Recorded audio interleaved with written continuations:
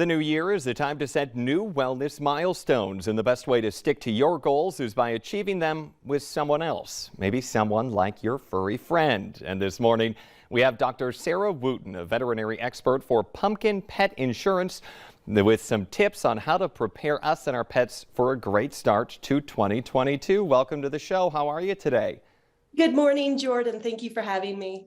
Yes, well, we are very happy to have you here, and this is some great timing because I made a resolution this year to go on at least 3 walks a week, which I know is very small. My dog would like it to be more, but I did it so that way the dog would get outside and get a little more, get some steam off so it wouldn't be so rambunctious in the house here. But what are some of the things that you would suggest people do, resolutions they make for them and their pets? Absolutely. Well, right now is a wonderful time to think about exercise and nutrition for your pet. We just did a study that showed that about over a third of dogs gained weight during the pandemic. So right now, especially if you have weight goals, it's a wonderful time to pair those together to increase the exercise and make a plan with your veterinarian about any weight loss goals. It's always easier to do this in tandem together. And if you make these goals for your pets, you're more likely to stick with them as well. Another wonderful thing to think about this time of year is dental care. Yes, I know your veterinarian talks to you about it all the time, but dental disease is a big problem among pets.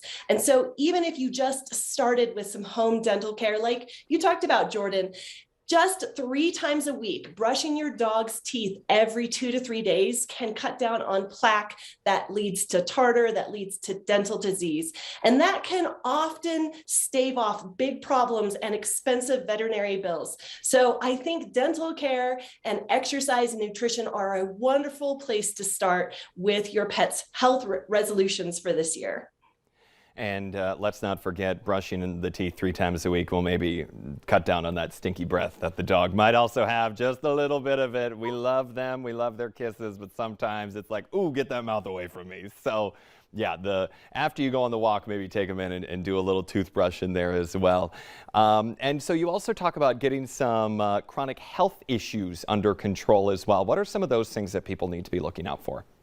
Absolutely. So if you are thinking about starting an exercise program with your dog, if your dog has any problems with chronic pain, say from joint pain, from arthritis, right now is a wonderful time again to talk to your veterinarian about creating a long-term plan to help manage that pain so that you can help your dog be able to be mobile and want to exercise with you, because if they're in pain, they're not going to want to move around.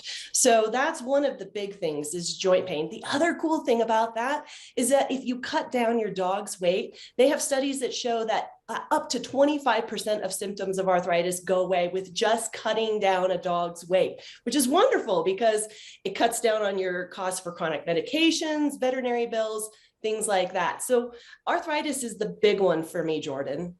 Yeah, you do got to watch out for that. It's a lot like people. If you just maybe get in a little healthier shape, your whole body, a lot of those other things that were negative maybe will start to go away or lessen anyway.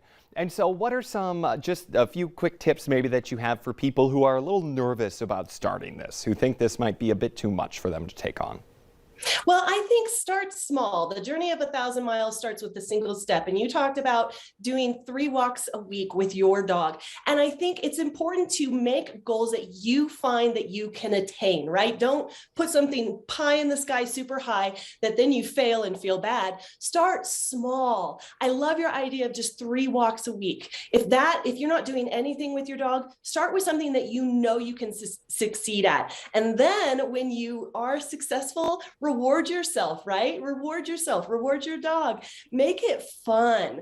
And the other thing is change it up. Don't do the same thing all the time, because just like us, we need to target different muscle groups. And so the best resource, I think, is always talking to your veterinarian or visiting veterinary wellness sites, because there's so many good ideas. Start small, reward yourself, go slow, and you will be successful. I love that. Reward yourself, and hey, reward the pup. Why not? A little treat every now and again too if they deserve it. Yeah, I love it. All right, Dr. Wooten, thank you for joining us today. Absolutely. Have a beautiful day. Thank you, you too. Coming up here on today's show, a fitness studio in downtown Fargo that might help you take a step toward your New Year's resolution. That's after the break.